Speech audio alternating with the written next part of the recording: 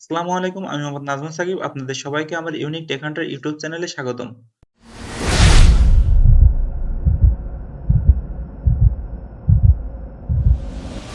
তো গত পর্বে আমরা দেখেছিলাম ফাইল এবং হোম অপশনের কাজ।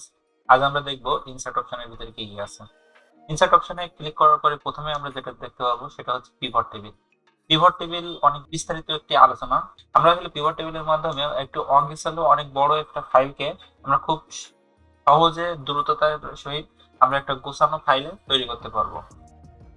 এই পিভট টেবিল নিয়ে একটি নতুন আর একটা ভিডিও আমাকে দিতে হবে। তো পরবর্তীতে আমি পিভট টেবিল নিয়ে একটা আলাদা ভিডিও বানাবো। এখন পিভট টেবিলের পরে যে অপশনটা আছে সেটা হচ্ছে টেবিল। আমাদের অনেক সময় এই এক্সেলের ভিতরে বিভিন্ন কাজের জন্য একটা টেবিল নেওয়ার প্রয়োজন হয়। এখন এই টেবিল নেওয়ার জন্য আমরা এই ইনসার্ট অপশনের যে ভিতরে যে টেবিল নামক যে অপশনটা আছে এটার মাধ্যমে আমরা এখানে টেবিল তৈরি করতে পারবো। ধরেন আপনি এখানে এই যে এ ফাইভ থেকে C8 এই পর্যন্ত আপনি একটা টেবিল বানাতে যাচ্ছেন। আপনি যদি এই এ ফাইভ থেকে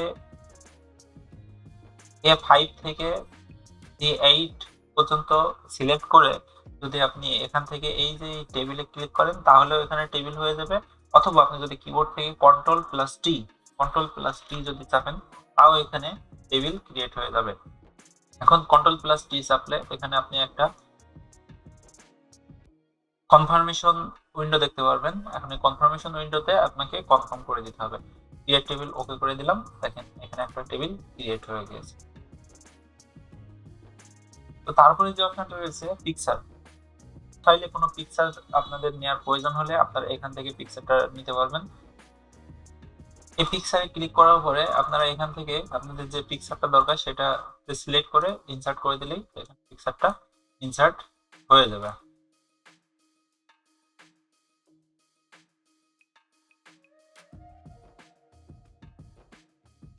তারপরে যে অপশনটা আছে সেটা হচ্ছে ক্লিপ আর্ট।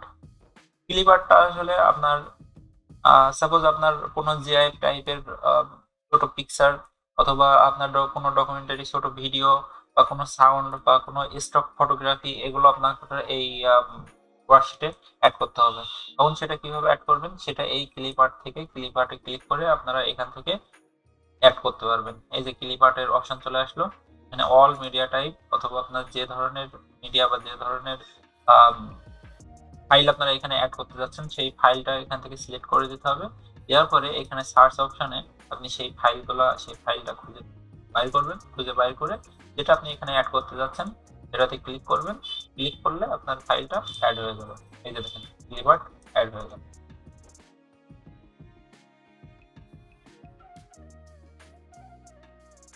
তারপরে যে অপশনটা আছে শেপ, এই যে শেপে যদি আপনি ক্লিক করেন তাহলে এখানে বিভিন্ন ধরনের শেপ দেখতে পারবেন, রেক্টেঙ্গুলার, সার্কেল, লাইন। আপনার এখান থেকে যে শেপটার প্রয়োজন সেই শেপটা নিয়ে জাস্ট এইখানে আপনি যদি ড্র করে দেন তাহলে সেই শেপটা ড্র হয়ে যাবে। তারপরে যে অপশনটা আছে স্মার্ট আর্ট। স্মার্ট আর্টের কাজ হচ্ছে সাপোজ আপনাদের এখানে কোনো ডাটা আপনারা দেখাইতে চাচ্ছেন, কোনো চার্ট আকারে যদি ডাটা দেখাইতে চাচ্ছেন কিন্তু ঠিক চার্টের মধ্যে না, এটা একটা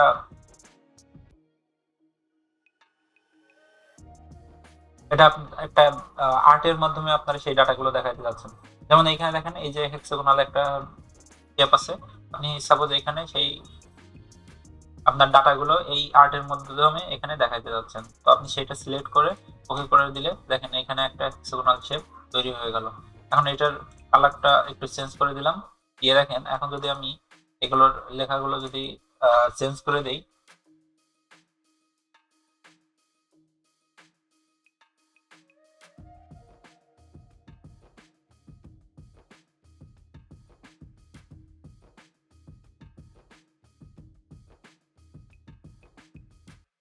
দেখেন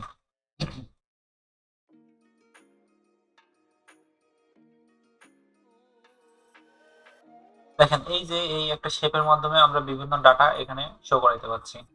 এটাই মূলত স্মার্ট আর্টের কাজ। স্মার্ট আর্টের পরে যে অপশনটা রয়েছে সেটা হচ্ছে স্ক্রিনশট। স্ক্রিনশট আমাদের সাথে সাথে এখানে লাগে না, আমাদের যদি স্ক্রিনশটের দরকার হয় তাহলে আমরা কম্পিউটারের সিস্টেমের যে স্ক্রিনশট আছে সেইখান থেকে আমরা স্ক্রিনশট নিয়ে পিকচারের মাধ্যমে এখানে পিকচার অ্যাড করব। তো তারপরে যে অপশনগুলো রয়েছে সেগুলো সব বিভিন্ন ধরনের চার্টের জন্য, এই যে যেমন column chart, line chart, pie chart, bar chart, area chart, scatter chart, other যেসব চার্টগুলো রয়েছে সেগুলো এখান থেকে আপনারা নিতে পারবেন। যেমন আদার চার্টের ভিতরে আছে বাবল চার্ট, রাডার চার্ট। তো চার্ট নিয়ে আমি আরেকটা পুরো ভিডিও একটা চার্ট নিয়ে আমি বানাবো, সেটা আমি এখানে আপলোড দিব এই সিরিজে, তাহলে সেখান থেকে দেখতে পারবেন। তারপরে যে অপশনটা আছে সেটা হচ্ছে বিভিন্ন ধরনের লাইন, কলাম, যে অপশনগুলো আছে সেগুলো আপনারা এখান থেকে পাচ্ছেন। ইনসার্টের মধ্যে এর পরের যে অপশনগুলো রয়েছে সেটা হচ্ছে হাইপার লিঙ্ক। সাপোজ এটা একটা অবজেক্ট, এই অবজেক্টটাকে আপনারা একটা লিঙ্ক করে দিবেন। এই অবজেক্টে যদি আপনারা ক্লিক করেন, তাহলে ডাইরেক্ট এই অবজেক্ট থেকে আমাদের ওয়েবসাইটে, যে ওয়েবসাইটে আপনি লিঙ্ক করে দিবেন সেই ওয়েবসাইটে প্রবেশ করবে। তো তার জন্য কি করতে হবে, সেই অবজেক্টটা সিলেক্ট করবেন, হাইপার লিঙ্কে ক্লিক করবেন, ক্লিক করে আপনাদের সেই ওয়েবসাইটের লিঙ্কটা এখানে দিয়ে দিতে হবে। সাপোজ আমি এখানে ফেসবুকের লিঙ্কটা দিয়ে দিলাম, এই যে ফেসবুকের লিঙ্কটা দিয়ে দিলাম, দিয়ে এখন যদি আমি ওকে করে দিই তাহলে এটা হাইপার লিঙ্ক হয়ে গেছে। এখন যদি আমি এটাতে ক্লিক করি, দেখেন ডাইরেক্ট আমার ফেসবুকে এটা নিয়ে যাচ্ছে। তারপরে আছে টেক্সট বক্স। আপনাদের লেখার মধ্যে যদি কোনো টেক্সট বক্স নেওয়ার প্রয়োজন হয় তাহলে নিতে পারবেন। এই টেক্সট বক্সে যদি আপনারা ক্লিক করেন, তাহলে একটা এখানে টেক্সট বক্সের চিহ্ন দেখতে পারবেন। এখন যেখানে আপনাদের টেক্সট বক্স দরকার সেই জায়গায় ক্লিক করে আপনাদের যে লেখাটা লিখতে হবে এটা আপনারা এখানে লিখে দিলেন।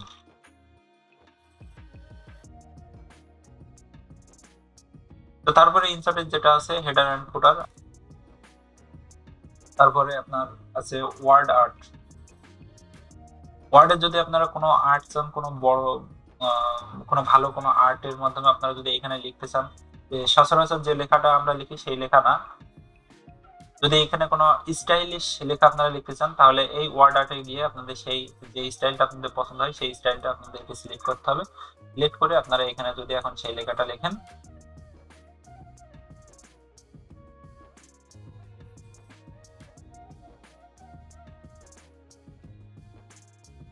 তাহলে দেখেন একটা স্টাইলিশ লেখা আমাদের এখানে হয়ে গেল। এটাই মূলত ওয়ার্ড আর্টের কাজ।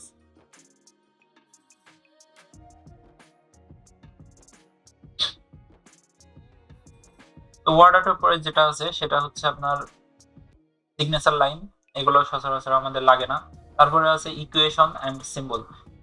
আপনারা জানেন যে এক্সেল ফাইল ব্যবহারের জন্য আমাদের অনেক ধরনের ইকুয়েশন লেখার প্রয়োজন হয়, সেই ইকুয়েশন গুলো আপনারা এখানে পেয়ে যাবেন। আবার আমাদের অনেক সিম্বল লেখার প্রয়োজন হয়, সেই সিম্বল গুলো আপনারা এখান থেকে পেয়ে যাবেন। মোটামুটি এই ছিল ইনসার্ট অপশনের মধ্যে কি কি থাকে সেগুলোর একটা রিভিউ। এরপরে যে অপশনটা আছে সেটা হচ্ছে পেজ লেআউট। পেজ লেআউট আপনাদেরকে আমি ডকুমেন্ট, ওয়ার্ড ডকুমেন্টেও আমি দেখাইছিলাম মাইক্রোসফট ওয়ার্ডে, এখানেও যা যা ছিল এখানেও ঠিক। ওখানে থিম ছিল, কালার ছিল, ফন্ট ছিল, ইফেক্ট ছিল, মার্জিন ছিল, ওরিয়েন্টেশন ছিল, সাইজ ছিল। আপনারা চাইলে সেই ভিডিওটা দেখে আসতে পারেন, আমি উপরে আই বাটনে সেই ভিডিওর লিঙ্কটা দিয়ে দেবো, অথবা এই ভিডিও ডেসক্রিপশনেও ওই ভিডিওর লিঙ্কটা দেওয়া থাকবে। ধন্যবাদ, আজ এ পর্যন্তই। যদি আপনারা এই ভিডিও দেখে কোনো কিছু শিখতে পারেন বা এই ভিডিওটি আপনাদের যদি ভালো লেগে থাকে তাহলে অবশ্যই আমার এই ভিডিওতে একটি লাইক করে দিবেন। আর যদি কোনো কিছু ইমপ্রুভ করার দরকার হয় বা যদি আপনাদের কোনো সাজেশন থাকে তাহলে অবশ্যই সেটা কমেন্ট সেকশনে জানাবেন। আর যারা এখনো আমার চ্যানেলে সাবস্ক্রাইব করেননি তারা অবশ্যই আমার চ্যানেলে সাবস্ক্রাইব করে দিবেন, কারণ আপনাদের একটি লাইক এবং সাবস্ক্রিপশন আমার নতুন নতুন ভিডিও বানাতে অনেক উৎসাহিত করে। هو النور يهدي الحائرين ضياء